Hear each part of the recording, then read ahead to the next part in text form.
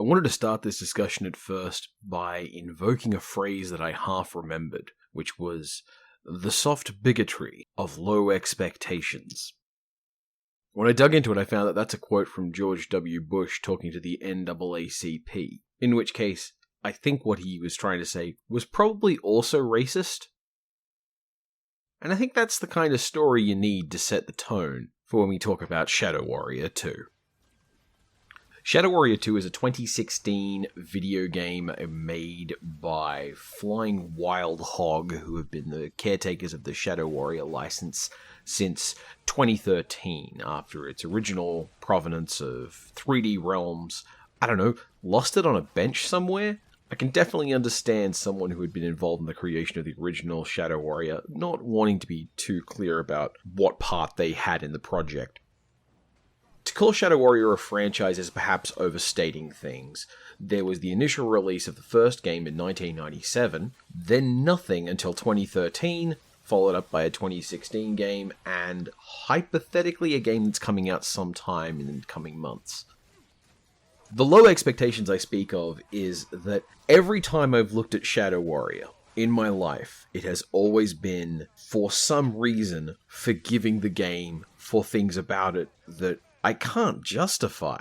See, the very first game that came out in 1997 as a shareware title, which was free on the build engine, and reasonably interesting and creative as far as first-person shooters go, during a time in my life where I would happily have played nothing but first-person shooters. It had a sense of personality and a sense of fun. I was also, at that time, 14 years old, I think, and therefore maybe not particularly well-versed in just how incredibly fucking racist it was. There is a difficulty talking about Orientalist media, especially in game spaces, because there are times where it seems that the weight of some of the words is too much.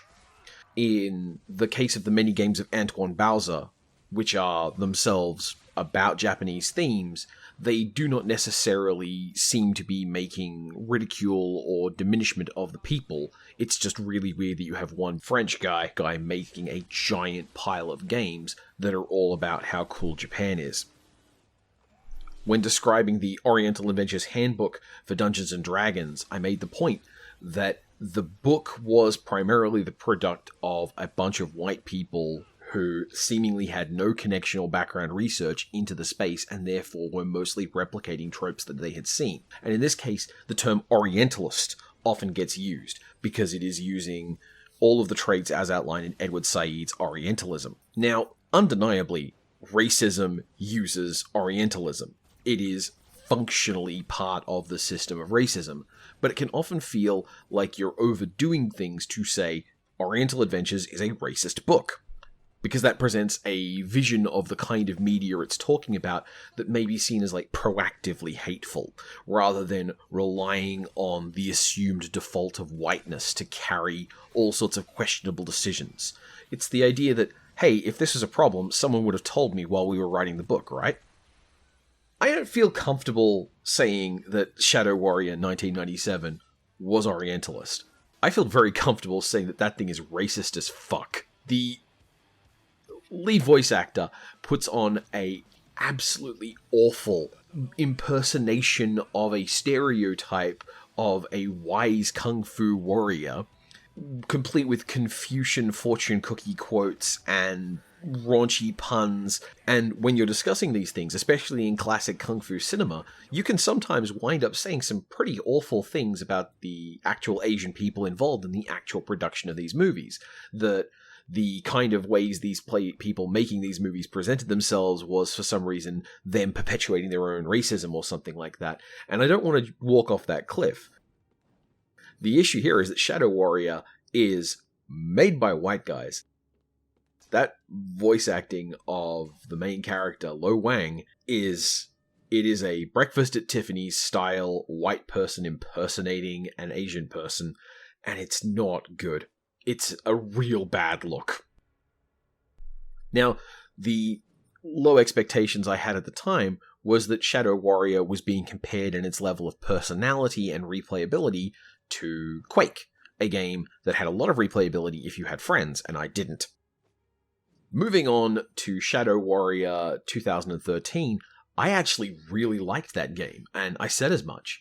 In fact, at the time, when I was trying to get into proper video games journalism, I argued that Shadow Warrior, an excellent example of the kind of myopia that games journalism was fraught with. Because at the time, the thing we talked about was BioShock Infinite, which was a first-person shooter with a lot of racism problems and a kind of half-haphazard narrative and a cohort character you spent the time traveling around with that was meant to have a tragic end that you were unhappy with, and also had kind of a weird relationship to women. But Shadow Warrior was also all of those things, and it was super fun to play. Both of them were locking you in boxed-out combat arenas, but because BioShock had spent several years kind of inflating itself on its own farts, the community of games journalism wanted to talk about how great, interesting, or inspiring or ambitious BioShock was, and not this comparatively much better game with better gameplay that also had a more interesting story in the form of Shadow Warrior. So, at the time, I pointed out that why aren't we giving Shadow Warrior the attention that we gave BioShock Infinite? The answer, of course, is because Ken Levine was really good at making journalists feel like he thought they were smart, and that meant that they thought he was smart, and that meant BioShock Infinite got to look smart, even though BioShock Infinite, if you really look at it, is a fantastically dumb game made by a lot of really hard-working developers who do not get credit because their names aren't Ken Levine. But that was 2013. What about the 2016 game that I apparently took 5 years to get around to?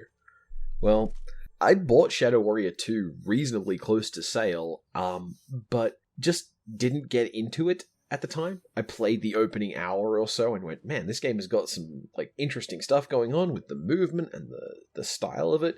And I did like the revamped characterization of Lo Wang as kind of this extremely online millennial shitpost guy who just actually did spend his time studying the blade. I thought that was a fun character to pilot an FPS, especially in a genre that is kind of personality deficient. As of 2013, Lo Wang's voice acting is no longer that of an edgy teenager using an Asian voice to say something really racist. But it isn't an Asian voice. It's another white voice actor taking on the role and performing the character. And now, race bending in voice acting is a complicated topic, particularly because there are a small enough number of voice actors in general that saying that, for example, one of the small number of black voice actors can't take on a voice that is not necessarily a black character, especially when black characters are rare in this kind of media space, is going to make it so that there are fewer black voice actors in general. Same thing with Asian voice actors. I mean, there are a ton of Asian voice actors, but they're largely in actual Asian countries, and they aren't working in English.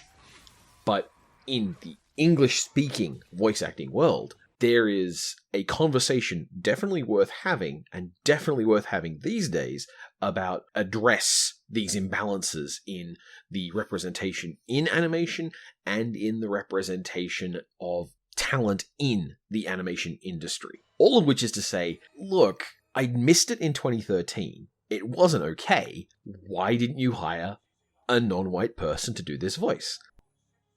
If this was an indie studio, and the voice acting crew was 7 people in total for the whole game, then yeah, I can understand why some corners got cut, and that unfortunately was one of them. But this isn't an indie studio. This is a AA studio with a publisher backing them, and they went out of their country to hire voice actors for this.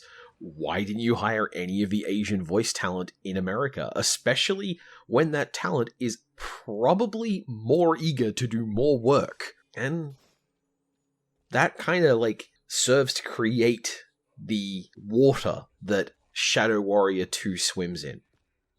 Fortune cookies come up in all of the Shadow Warrior games, a entirely American product that is manufactured to have a patina of Asianness using imported Asian ideas. And that's ultimately what it is. It's a real bummer too, because when they nailed the formula of the game, it was clearly enough to make me not think as hard about it as I should have, which sucks. But I would like this game to be better. And I wondered, why did I go down this rabbit hole when I was talking about Shadow Warrior 2, when I looked at Shadow Warrior 2, and I didn't when I was dealing with Shadow Warrior 1? And I think part of why is when I played Shadow Warrior 2013, I was relieved to be playing a game that definitely had the feeling of a BioShock-style plotted game, but didn't have the same problems. It was an actually fun game. You moved interestingly. It told jokes. It had a sense of rising and changing tension. It wasn't just using a very badly written plot hook to kind of stick all of the stuff in it together. This sort of vision of, well, what if stories were stories as plot spackle? Also, Shadow Warrior 1 had a scene in it in which characters had a problem and they talked it out emotionally, and one of them died by the end of the story, and it really sucked. Like, I was genuinely sad. The game ended after that character died because the game had hit its drama point and it was not going to try and milk it for more. It wasn't going to try and make you think. It let you get to know the characters, and then it moved on. Shadow Warrior 2, by comparison, isn't a linear conventional FPS. It is a procedurally generated looter shooter. It has a cooperative mode in which you will never be able to play any of the alternate characters. You're always playing Lo Wang, and your co-op partners look like other ninjas. And it definitely has a bunch of the gameplay mechanics that kind of, like, worked for me in the original. Like, you've got the sword combos, and the weapon arsenal is big and interesting, but then it goes further. See, I talked about comparisons and expectations, like the framing I've always been using. For Shadow Warrior is one which gives it permission to not live up to what it could be, because I can look next to it and go, oh wow, there's a crap version of this around and everyone's really into it. The problem with that vision of comparison is that it lets this game get away with things it shouldn't be doing. And it means I only really scrutinize this and this franchise that I'm kinda fond of now, because this game isn't that good, because it's a type of game I don't like that much. The game that Shadow Warrior 2 most wants to be is a Borderlands-style game. And I thought Borderlands was awful with its mathy, grindy gun combat, the endless piles of mildly different gear, the upgrade systems that increase things by 1%. Look, I am old, and I am of a particular model of FPS where the realism that I want is not about how hard it is to turn a corner while you're running, or how many rockets you can carry in a backpack, but the realism I want is when I point a gun at someone's head, pull the trigger, and the bullet hits them in the head, that is probably going to really mess up their day. I don't want my shooters to feel like they're checking a to-hit table to make sure that I haven't outpaced the incremental leveling setup. I don't want those mechanics in my FPSs. And that's the kind of FPS this is. So, like, is it good? Well, good is fake when you're talking about video games. I found this game frustrating, and I found the fact that it was frustrating was enough reason to go back and re-examine some of the details about how the game got made, and that just made me kind of sad. In the end, this game kinda helped me put in perspective the new Shadow Warrior. It wasn't that Shadow Warrior 1 was a brilliant new direction, but that I gave Shadow Warrior 1 the benefit of the doubt, and when I did that, I did find a game I could like. But it wasn't the game they meant to make.